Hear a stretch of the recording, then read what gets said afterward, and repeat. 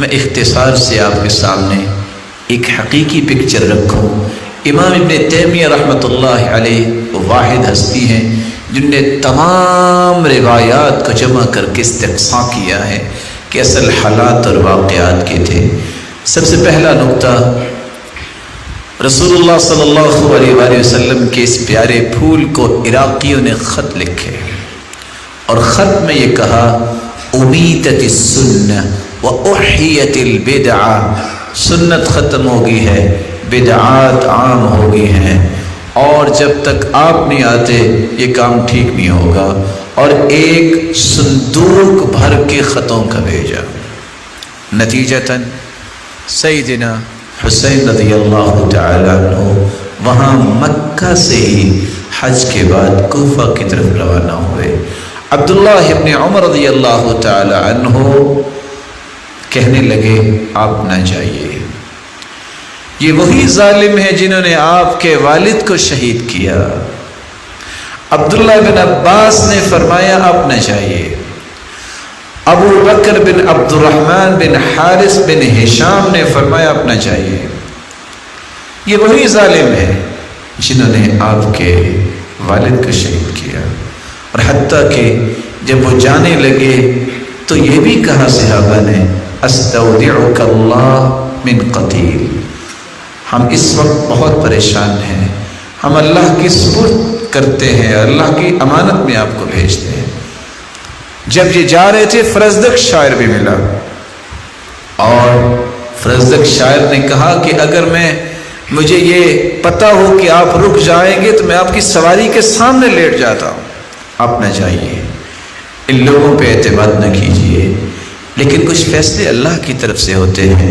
رسول اللہ صلی اللہ علیہ وآلہ وسلم کے پاس جبریل امین تشریف لائے، اور جبریل امین جب تشریف لائے تو ان کے ہاتھ میں خون آلود مٹی تھی۔ آپ صلی اللہ علیہ وآلہ وسلم نے پوچھا یہ کیا؟ تو آپ صلی اللہ علیہ وآلہ وسلم کو بتایا گیا کہ یہ سیدنا حسین کی شہادت کی مٹی ہے۔ تو اللہ عز و جلال کے جو فیصلے ہیں وہ نافذ ہو کے رہتے ہیں۔ نتیجتاً جب وہاں پہنچے تو اس وقت ان کو اطلاع یہ مل چکی تھی کہ ان ظالموں نے سیدنا حسین رضی اللہ تعالی عنہ کے بھائی کو شہید کر دیا ہے۔ جب یہ بات ان تک پہنچی کہ مسلم بن عقیل رضی اللہ تعالی عنہ اور ہانی بن عروہ ان دونوں کو شہید کر دیا گیا ہے، اور یہ شہید کرنے والا وہ ظالم ہے جو کوفے کا اس وقت گورنر تھا، عبید اللہ بن زیاد۔ جب پتہ چلا تو آپ نے فیصلہ کیا کہ اب کیا کرنا ہے۔ عبید اللہ بن زیاد نے لشکر بھجوایا۔ جب اس کو یہ پتہ چلا کہ سیدنا حسین رضی اللہ تعالی عنہ یہ اپنا فیصلہ چینج کر بیٹھے ہیں کہ اب یہ کوفہ کی طرف نہیں آئیں گے، اب یہ کسی اور جگہ جائیں گے، جس کے نتیجے میں یہ ساری کی ساری شامت میری آئے گی۔ اور وہ سیدنا حسین رضی اللہ تعالی عنہ نے فیصلہ کیا تبدیل کیا تھا؟ 3 فیصلے تھے۔ پہلا فیصلہ، مجھے اپنے وطن واپس جانا ہے، یا او الذهاب الى الثغر، یا میں کسی جہاد کے لیے کسی سرحد پہ جاؤں گا، او اتیان یزید لمبایعته، یا میں یزید کے پاس جاؤں گا اور اس کی بیعت کرنے کے لیے۔ یہ وہ خطہ تھا جو عبید اللہ بن زیاد ظالم کو پسند نہیں تھا کہ اگر ایسا ہو گیا اس کا مطلب ہے کہ میری گردن سب سے پہلے اڑائی جائے گی۔ نتیجتاً اس نے وہاں سیدنا حسین رضی اللہ تعالی عنہ اور ان کے ساتھیوں کو شہید کیا۔ جو یہ خبر پہنچی یزید کے پاس تو سب سے پہلے انہوں نے کیا کہا؟ لعن اللہ ابن مرجانہ، اللہ لعنت کرے ابن مرجانہ پہ، یعنی عبید اللہ بن زیاد پہ، کہ جس نے یہ اتنا بڑا غلط کام کیا ہے۔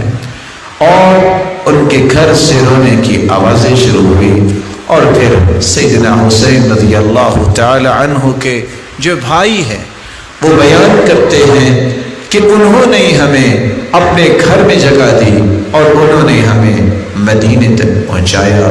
جب مدینے میں آپ کا جسد خاکی تو وہاں ہی اس کی تدفین کی گئی، لیکن آپ کے سر مبارک کو مدینہ میں لایا گیا۔ سب لوگ اس وقت عمر بن سعید کے پاس جمع تھے۔ جب یہ خبر پہنچی قدم برأس الحسین رضی اللہ تعالی عنہ، تو اس وقت تمام گھروں کی عورتوں تک یہ بات پہنچی، تو سیدنا حسین رضی اللہ تعالی عنہ کی اس شہادت پر سب غمزدہ تھے۔ اور یہ ظالم شمر جو عبید اللہ بن زیاد کے اشارے پہ جس نے شہید کیا تھا، پھر اللہ جلال نے اس کو عبرت ناک سزا دی۔ جس طرح اس نے اس ہستی کو شہید کیا، اسی طرح ہی عبید اللہ بن زیاد کی حالت ہوئی، جس کا احادیث میں حال موجود ہے۔ اللہ جلال جنت الفردوس میں جمع فرمائے، اور اللہ جلال ان کے اچھے اوصاف کو اختیار کرنے کی توفیق عطا فرمائے۔ یہاں یہ بات یاد رہنی چاہیے، معاشرے میں ایک نہیں دسیوں ایسے جھوٹ ہیں جن کو پھیلایا جاتا ہے، اور دسیوں ایسی باتیں ہیں جن کو بتایا جاتا ہے، جن کا حقیقت کے ساتھ کوئی تعلق نہیں ہے۔ یہاں میں 2 حدیث صحیح بخاری کی پیش کر کے بات کو مکمل کرتا ہوں۔ آپ صلی اللہ علیہ وسلم نے فرمایا، اول جیش من امتی یرکبون البحر، میری امت کے لوگ جو پہلا لشکر ہوگا جو سمندر میں سواری کرے گا، فقد اوجبوا، ان پہ جنت واجب ہے۔ وَأَوَّلُ جَيْشٍ مِّنْ أُمَّتِي يَغْزُونَ قَيْصَرَ مَغْفُورٌ لَهُمْ، اور سب سے پہلا لشکر جو میری امت میں سے وہ قیصر کے ساتھ، رومیوں کے ساتھ جنگ کرے گا، مغفور لہم، ان کو اللہ نے بخش دیا ہے۔ یہ آپ نے اس وقت ہی نوید سنا دی تھی۔ سب سے پہلے سمندری بحری بیڑا یہ سیدنا معاویہ رضی اللہ تعالیٰ عنہ نے اس کی سرپرستی کی تھی۔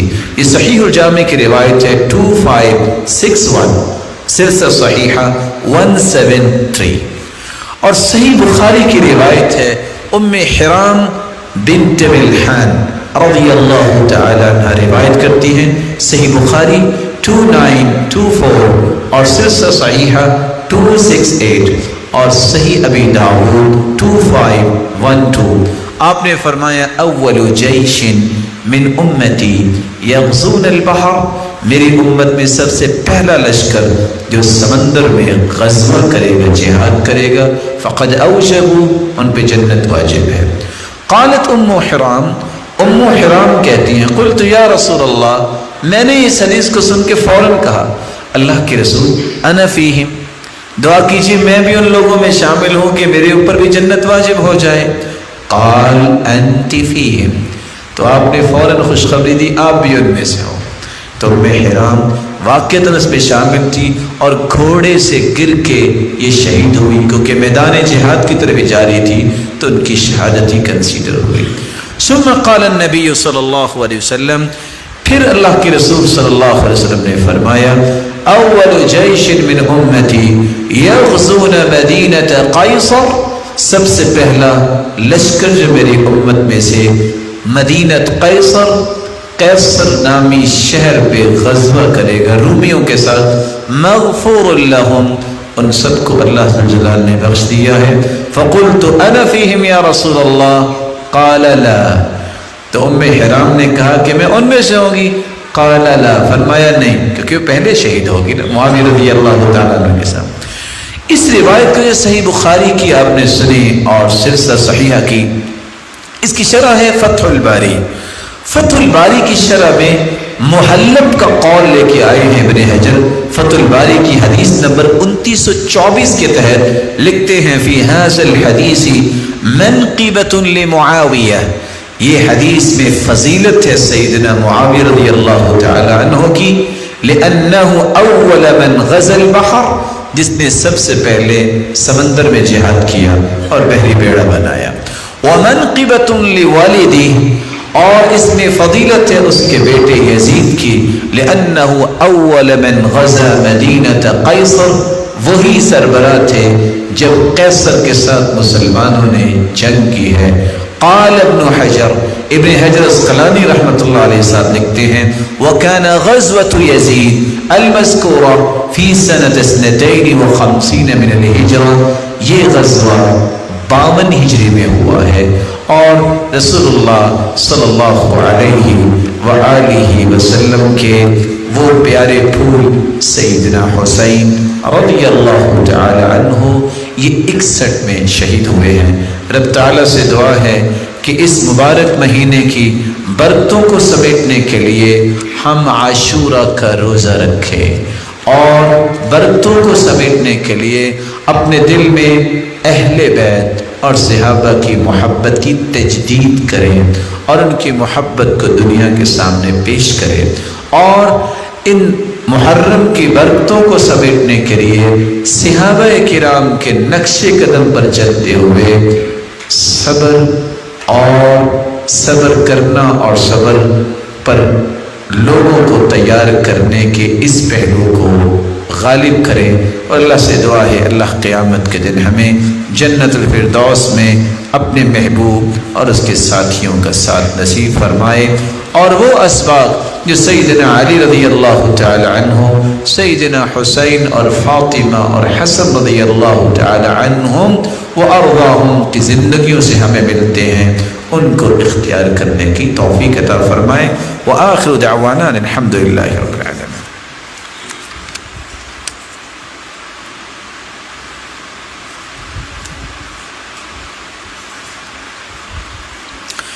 ایک سوال ہے کہ صحابہ کرام یا تابعین تبع تابعین کی موجودگی میں فتح نصیب ہوگی، مگر حضرت امام حسین کی موجودگی میں اس قدر ظلم کیسے وبا ہوا؟ یہ بات سمجھنے والی ہے، بہت اچھا سوال ہے۔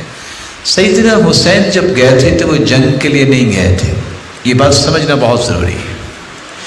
پھر سیدنا حسین رضی اللہ تعالیٰ عنہ اگر وہ اسلام کی جنگ کرنے جاتے تو کوئی صحابی پیچھے نہ رہتے، ان کو تو بلایا گیا تھا کہ آپ تشریف لائیں یہاں، ہم آپ کے ہاتھ پہ بیعت کرتے ہیں، وہ جنگ کے لیے تو گئے ہی نہیں تھے۔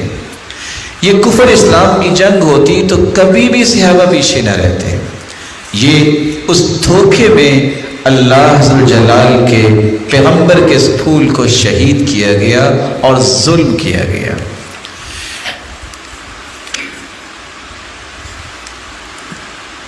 جو شخص خواب میں نبی یا صحابہ کرام کو دیکھے تو اس کے بارے میں شریعت میں کوئی خوشخبری ہے؟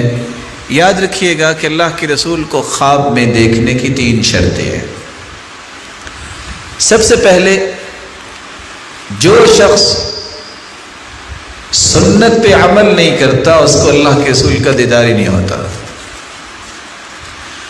جس شخص کے علم میں نہیں ہے کہ اللہ کے پیارے پیغمبر کا چہرہ انور کیسا تھا، وہ حالات کو جانتا نہیں، وہ پہچان ہی نہیں سکتا کہ میں نے دیکھا کیا ہے۔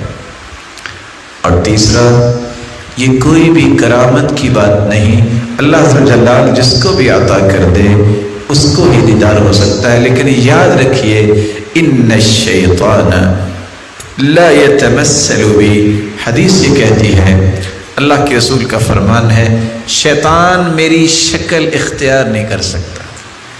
جس کو نظر آئیں گے اللہ کے رسول وہ اصلی شکل میں نظر آئیں گے، اور یہ وہی بتا سکتا ہے جس نے احادیث پڑھی ہیں کہ آپ کے بال مبارک ایسے تھے، آپ کا چہرہ انور ایسا تھا، آپ کا کندھے مبارک ایسا تھا۔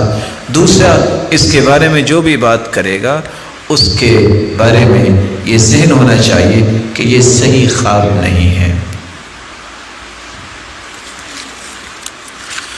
عبید اللہ بن زیاد کے بارے میں آپ نے سنا، اصل ظلم جس نے کیا تھا، نتیجتاً جس کے نتیجے میں آج امت اسلامیہ کتنی پریشان ہے، یہ اس ظالم کا ظلم تھا، یہ اس کا ہی نشہ تھا کہ جس نے شمر کو بھجوا کے یہ کام کروایا، اور عبید اللہ بن زیاد ہی تھے، وہی ظالم تھا جس نے ہانی بن عروہ اور مسلم بن عقیل کو سیدنا حسین سے پہلے شہید کروایا تھا۔ اور ہوا یہ، وہ بھی دھوکہ ہوا۔ دھوکہ کیسے ہوا؟ رات کی تاریکی میں اطلاع تھی کہ سیدنا حسین نے آنا ہے رضی اللہ عنہ وارضاہ، اور یہ ظالم رات کی تاریکی میں پہنچا، لوگوں نے سمجھا کہ سیدنا حسین آ گئے، وہ سب آگے بڑھ کے بیعت کرنے لگے، اور اس کو یہ پتہ چل گیا کہ اس وقت مسلم بن عقیل رضی اللہ تعالیٰ عنہ وہ ہانی بن عروہ کے گھر میں ہے، تو وہاں بھی لوگ تیار تھے ان سے لڑائی کرنے کے لیے، لیکن جن کے گھروں میں موجود تھے ان کے گھروں کے جتنے ذمہ داران تھے اس نے قیدی کر لیے تھے، تو دھوکے کے ساتھ ہی ان کو شہید کیا، اور دھوکے کے ساتھ ہی سیدنا حسین رضی اللہ تعالیٰ عنہ کو اس ظالم نے شہید کیا۔ اور نتیجتاً ایسا ہی ہوا کہ جب اس نے یہ ظلم کیا اور آپ کا سر مبارک جو ہے سیدنا حسین کا وہ لے کے آئے، تو اس وقت اس نے چھڑی کے ساتھ یہ نشانیاں بنائی کہ اچھا یہ تھا اور یہ تھا، اور اس کے ساتھ بھی ایسا ہی ہوا۔ جب جنگ ہوئی تو دوبارہ اس کی بھی گردن کاٹی گئی، اور صحابی بیان کرتے ہیں کہ اس کی گردن جب ماری گئی ظالم کی تو اچانک سے سانپ آیا اور وہ اس کے ناک میں داخل ہوا اور دوبارہ سے منہ کے نکل گیا، اور صحابہ جو بیٹھے ہوئے تھے جو اس وقت مسلمان تھے کہنے لگے قد جاءت، تو ظلم کا بدلہ دنیا میں بھی ملا۔ اور سچ کہا تھا صحابہ کرام نے، جس نے ظلم کیا سیدنا حسین سے ان کا بدلہ اللہ نے دنیا میں ہی لے لیا۔ اللہ جلال قیامت کے دن ان جنتیوں کا ساتھ سب کو نصیب فرمائے۔ میں آخر میں ایک گزارش ضرور کروں گا آپ لوگوں سے، آپ لڑائی جھگڑے کو چھوڑ کے قرآن و حدیث کا مطالعہ کرنے کو پریفر کیا کریں۔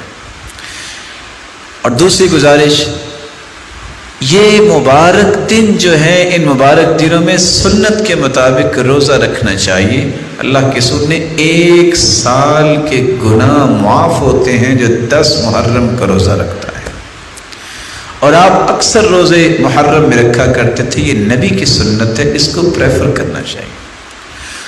اور تیسری بات، آپ کو اس بارے میں بھی ضرور غور کرنا چاہیے، دنیا میں ہر شخص عبادت کرتا ہے، ہمیں حکومت وقت سے بھی یہ گزارش کرنی چاہیے کہ حکومت وقت اس کا مثبت حل نکالے کہ یہ 10 دن تو بڑی رحمت کے دن ہو سکتے ہیں، کیونکہ محرم ہے، مہینہ ہی اچھا ہے، حرمت والا ہے، ہماری فوج ہو، ہمارے پولیس کے افسران ہو، اللہ تعالیٰ سب کی حفاظت فرمائے، کس پریشانی کے عالم میں وہ ہوتے ہیں، اس پریشانی کو دور کرنا چاہیے۔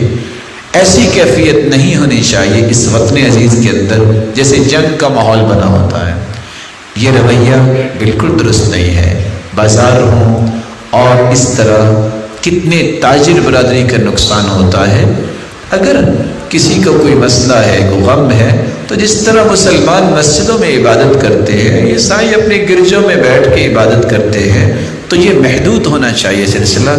بیمار کتنے پریشان ہوتے ہیں، تاجر کتنے پریشان ہوتے ہیں، اور سب سے بڑی جو دشمن کے مقابلے کے لیے دن رات بیچارے کھڑے ہیں فوج کے لوگ، ان بیچاروں کی پریشانی بنی ہوتی ہے کہ وہ اپنے ملک میں اس طرح ڈیوٹی دے رہے ہیں، وہ دشمن پہ کیا نظر رکھیں گے، ان کی ڈبل مشقت ہوتی ہے۔ تو ہمیں ان کے قدم کے ساتھ قدم ملانا چاہیے، ان کو مضبوط کرنا چاہیے، نہ کہ ان کو دیگر پریشانیوں میں کھینچنا چاہیے۔ اللہ عز و جلال اس وطن کی حفاظت فرمائے اور اس وطن کے باسیوں کو امن و امان نصیب فرمائے، اور اللہ عز و جلال ہر دشمن کو نیست و نابود فرمائے جو اس وطن عزیز کی طرف میلی آنکھ سے دیکھتا ہے، اور محافظین کی بھی اللہ حفاظت فرمائے۔ السلام علیکم ورحمۃ اللہ۔